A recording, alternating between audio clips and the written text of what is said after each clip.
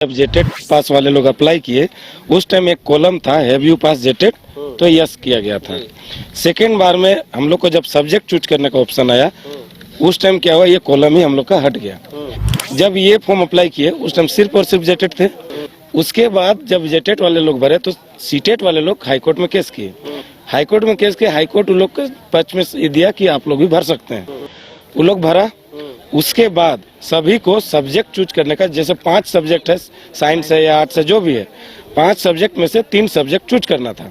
तो उस टाइम दोबारा लिंक को खोला गया। जब लिंक खोला गया तो उस टाइम सिर्फ और सिर्फ रजिस्ट्रेशन नंबर और डेट ऑफ बर्थ से लिंक खुला। लिंक जब खुला तो ये सब हम लोग का कुछ नहीं खुला, डायरेक्ट क्या खुला, ये सब्जेक्ट प्रेफरेंस वाला कॉलम डायरेक्ट खुला कंप्यूटर में। तो हम लोग अपना जो भी जिसका सब्जेक्ट था अपना सब्जेक्ट चूज किए, 3 गो सबमिट किए, फॉर्म सबमिट हो गया। उसके बाद जब हम लोग प्रिंट आउट निकाल रहे हैं तो ऑटोमेटिकली हम लोग का प्रिंट आउट में क्या आ रहा है, सब्जेक्ट अपीयर्ड इन सीटेट और टेट ऑफ नेबरिंग स्टेट। अब इस सिचुएशन में हम लोग का क्या होगा कि हम लोग या तो सीटेट कैंडिडेट हो जाएंगे या फिर बाहर के राज्य से टेट पास हो जाएंगे। दोस्तों अभी जो आपने वीडियो क्लिप देखा है इसमें क्या समस्या है दोस्तों, काफी तेजी से वायरल हो रहा है।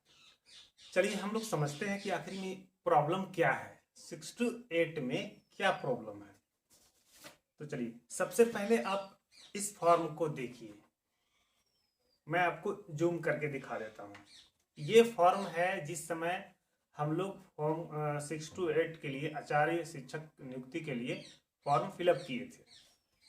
उसमें क्या क्या लिखा है दोस्तों, रजिस्ट्रेशन में देखेंगे तो are you any citizen, yes, have you pass जेटेड, तो इसमें यस किए थे। और भी बहुत सारे ऑप्शन थे, कैटेगरी वगैरह। प्रॉब्लम इसके पीछे क्रिएट हो रही है। यहाँ पर जब आप दूसरे पेज में आएंगे तो यहाँ पर देखिए, मैं हाईलाइट करके दिखा देता हूँ। यहाँ पर लिखा है सब्जेक्ट अपीयर्ड इन जेटेड। यहाँ पर एक ऑप्शन दिया था, पहले भी दिया था कि सब्जेक्ट अपीयर्ड इन जेटेड, मतलब आपने जेटेड में कौन से सब्जेक्ट में अप्लाई किया था, इस तरह से होता है इसका मीनिंग।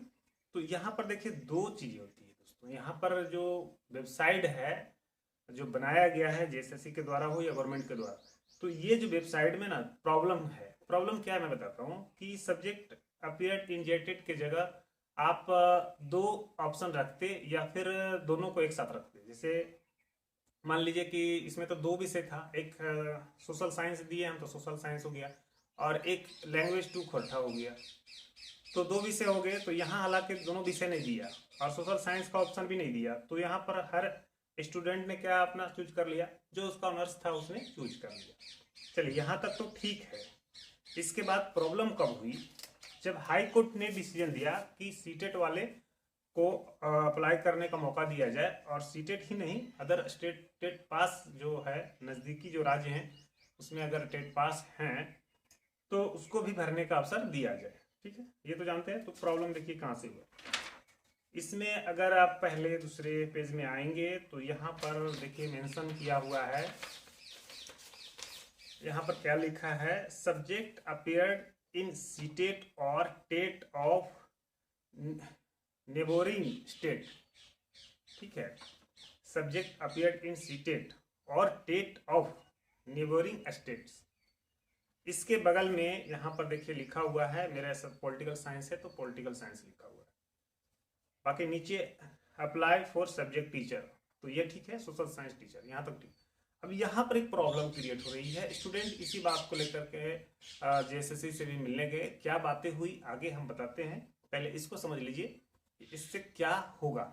मान लीजिए सीटेट को अगर करेक्शन करेगा, बाहर करेगा, तो हो सकता हो कि यहाँ से सीटेट वो देख लेगा कि सीटेट वाले भरे हुए हैं तो यहाँ से आउट भी कर सकते हैं।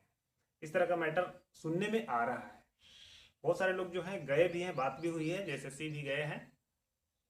अब हम बात करते हैं कि इससे दिक्कतें क्या हो सकती है। देखिए दोस्तों, जितने भी 6 to 8 में अप्लाई किए थे और उनको जो है सब्जेक्ट प्रेफरेंस जो आया था, आप देखेंगे तो नीचे है सब्जेक्ट प्रेफरेंस। तो सब्जेक्ट चुनने के लिए शुरू जब भराया था तो उसमें तो सोशल साइंस, साइंस, मैथ ऐसे करके आ गया। लेकिन जब 3 विषय रखने हैं, जैसे सोशल साइंस में 3 विषय का ऑप्शन दिया, 6 या 7 विषय था उसमें 3 लेने हैं, तो 3 कौन कौन चुनेंगे, ये बाद में जो है करेक्शन के लिए टाइम आया था। उसी टाइम में ये प्रॉब्लम हुआ सीटेट वाला। जब हम तीनों विषय चुन रहे थे तो वहीं पर भी ये ऑप्शन भी आया था शायद, यार आया था कि नहीं आया, ऑटोमेटिक आ गया, ये तो उतना याद नहीं है, लेकिन इस तरह से लिखा हुआ आ गया। अब ये बड़ी समस्या है दोस्तों। बहुत से लोग इसमें जो है जा रहे हैं, जेएसएससी ऑफिस जा रहे हैं, लोग मिल रहे हैं, मीडिया वाले से भी बातचीत हो रही है। काफ़ी तेज़ी से देखिएगा ना, 2-4 दिन में ये सबके पास पहुंच जाएगा ये खबर कि आखिर में ये मैटर है क्या, और सबके साथ होगा।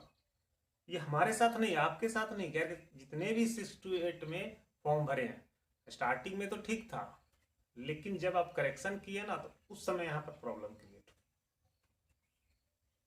हुई। या तो देखिए इसका 2 विकल्प है, ये तो डिफॉल्ट है भैया, ये तो सबके साथ है, तो आप कुछ कर नहीं पाओगे, जेएसएससी कुछ कर नहीं पाएगी, सबको तो बाहर करेगी नहीं, उतना तो दम है नहीं कि सबके वो बाहर करो, पहली बात।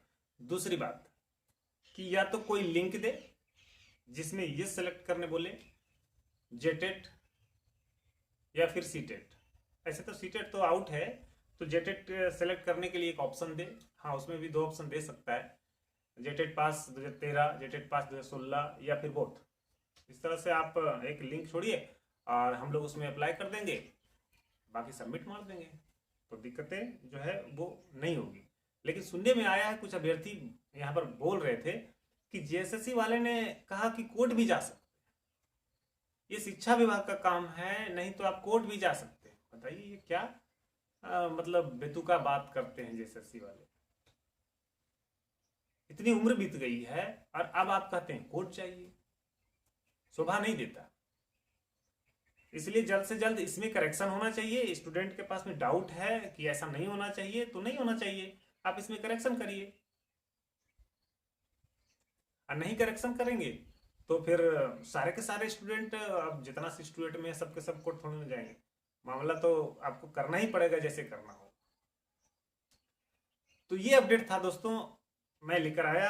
वीडियो कैसा लगा, वीडियो को लाइक कर दीजिए, शेयर कर दीजिए, और अगर आपके मन में कोई सवाल है इससे संबंधित तो कमेंट बॉक्स खुला हुआ है, आप लिख सकते हैं। मिलते हैं अगले वीडियो में। वीडियो देखने के लिए आपका बहुत बहुत धन्यवाद।